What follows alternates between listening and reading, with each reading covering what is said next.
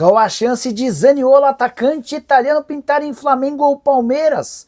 Vídeo de hoje do canal do Nicola repercute a informação que vem do exterior e fala também sobre um mistério criado pelo Corinthians em relação a uma contagem regressiva. Vou te explicar o que acontece. Bora falar também sobre Dybala, atacante argentino que faz sucesso na Roma, foi oferecido para um clube brasileiro. Para completar, tem as últimas no mercado, bastidores, finanças, troca de goleiros no Botafogo, formação importante no Flamengo, joia do Fluminense pretendida por rivais, além de últimas do São Paulo e muito mais.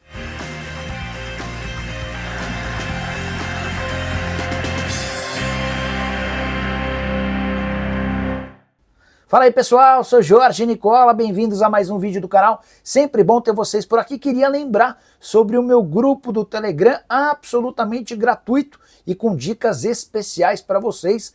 Nesse sábado, por exemplo, das 12 dicas que a gente deu no nosso grupo VIP, 10 bateram. Para você participar do nosso grupo aberto para todo mundo, sem gastar absolutamente nada, só pegar o link que está no comentário fixo ou na descrição do vídeo, clica em qualquer um deles e você vai ser direcionado para o nosso grupo do Telegram. E já tem uma sugestão bem legal. Para novos usuários, uma odd 10, caso a partida entre Flamengo e Ceará tenha pelo menos um gol. Para não perder essa oportunidade, já clica agora mesmo, beleza? Bora começar o vídeo com aquele tradicional giro de notícias, registrando a derrota da Portuguesa no jogo de ida da segunda fase da Copa do Brasil. Nesse sábado, a Lusa perdeu para o Misto por 1-0. Isso significa que na partida de volta no Canindé, no próximo sábado, a Portuguesa vai precisar vencer por pelo menos 2 gols de diferença para passar de fase. Lusa que desperdiçou um caminhão de gols na partida em Cuiabá. Já o Mirassol venceu o Vasco por 3-2 e hoje é o segundo paulista melhor colocado no Campeonato Brasileiro, só atrás do Palmeiras. Campanha bem interessante do time de Mirassol, terceiro melhor ataque, invicto em casa e na zona de classificação para Libertadores da América. Bora falar também sobre o Vasco, que emplacou seu 7º jogo desde a parada para a Copa do Mundo de Clubes. 7 partidas e nenhuma vitória, são 4 empates e 3 derrotas, crise e pressão em cima do trabalho de Fernando Diniz e também do presidente Pedrinho. Para completar o giro de notícias, contar que o Brasil se sagrou nesse sábado campeão da Copa América Feminina pela 9ª vez em 10 edições. A vitória veio através dos pênaltis contra a Colômbia num jogo para lá de emocionante. 3-3 no tempo normal, 4-4 na prorrogação, até que nos pênaltis o Brasil venceu. Para fechar o giro de notícias, trazer 2 informações de mercado. A primeira delas, o Vitória encaminhou a contratação do lateral esquerdo Ramon, que pertence ao Internacional, jogador formado na base do Flamengo. Operação de empréstimo até o fim da temporada, com opção de compra de 1,5 milhão de euros por 50% dos direitos econômicos. A saideira, Danilo Barbosa, volante que pertence ao Botafogo e esteve na mira de Fortaleza e Grêmio, acaba de ser anunciado como reforço do Al-Ula, time da 2ª divisão da Arábia Saudita. Bora falar agora sobre um meio atacante colombiano que já foi especulado no São Paulo e acaba de virar reforço do Fortaleza. Eu me refiro a Yerson Guzmán, jogador de 27 anos de idade que pertencia ao Torpedo Moscou da Rússia. Operação de compra fechada nas últimas horas pelo Fortaleza, mais um reforço do Lion que tenta escapar de vez da zona do rebaixamento. Importante contar que esse jogador tem valor de mercado de 2 milhões de euros e já foi especulado em pelo menos 2 últimas janelas no São Paulo. O Tricolor nunca manifestou a intenção de contratá-lo. Posso assegurar para vocês que o nome chegou a ser discutido depois dele ter sido sugerido ao São Paulo. Mas, quando descobriu-se a necessidade de pagamento para a compra dos direitos econômicos, o São Paulo o descartou.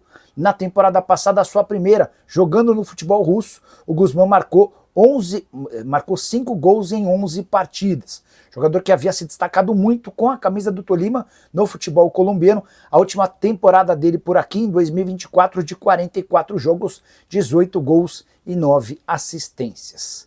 Bora mudar de assunto para falar sobre uma venda no Cruzeiro. A Raposa tem a expectativa de anunciar nos próximos dias a transferência em definitivo de Zé Ivaldo.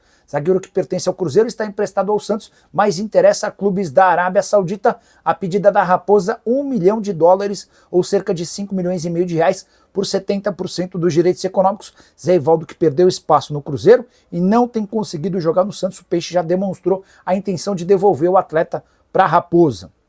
Esses 5 milhões e meio de uma venda iminente devem ajudar na busca por reforços. O Cruzeiro busca de forma preferencial e prioritária a chegada de um atacante de velocidade para concorrer com Wanderson, Marquinhos, entre outros. Só para completar o noticiário da Raposa, o Cruzeiro precisa voltar a vencer num jogo complicado contra o Botafogo nesse domingo.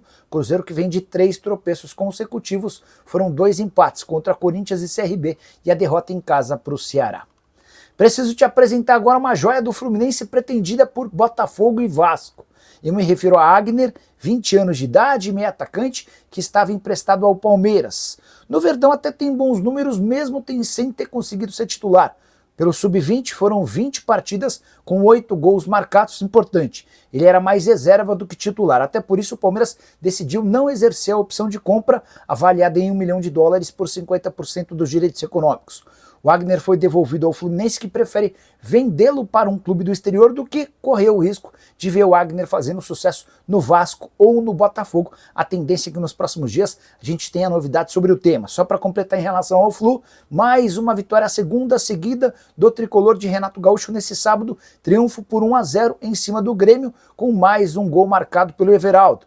Everaldo, que vivia uma seca grande, fez 2 gols na vitória contra o Internacional do meio da semana, voltou a balançar as redes nessa noite de sábado no Maracanã, embora, reconheçamos, tenha perdido um pênalti no segundo tempo. Quero falar agora sobre o Flamengo. Carrascal, enfim, foi anunciado pelo Fla. Na noite desse sábado, com toda a documentação pronta, o meio-atacante colombiano de 27 anos de idade teve seu nome oficializado como reforço do Flamengo, uma das novelas mais antigas.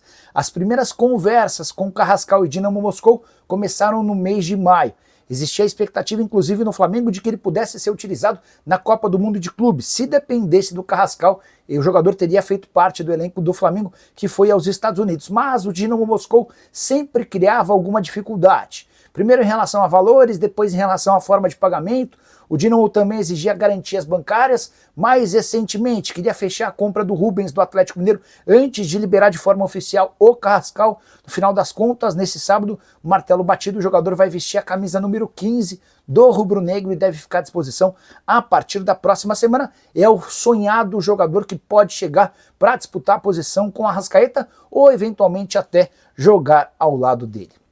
Só para completar o noticiário rubro-negro, contar que Varela renovou o contrato até 2027, mas houve uma demora grande na extensão desse vínculo, contrato que se encerrava em dezembro. Tudo porque o Varela, em meio às tratativas com o Flamengo, chegou a exigir um salário astronômico. Ele queria ser equiparado, por exemplo, a Eric Pulgar, que passou a ganhar perto de R$1 milhão por mês. O Flamengo não aceitou, ofereceu um reajuste para ele, menor do que havia sido pedido, e o acordo, enfim, foi sacramentado. Quero te atualizar sobre o Botafogo com troca de goleiro e com dinheiro em caixa para o Fogão. O Botafogo avançou nas últimas horas para a transferência em definitivo de John para o West Ham. A operação não está completamente fechada, mas encaminhada, negócio de 10 milhões de euros. Vale a lembrança de que o John havia sido comprado do Santos por 1.350.000 euros, enorme lucro, mais um do Botafogo, que tem se especializado em comprar jogadores e vendê-los por cifras superiores. Esses 10 milhões de euros hoje equivalem a 65 milhões de reais. Existe ainda uma previsão de bônus por performance caso o John vá bem no futebol inglês.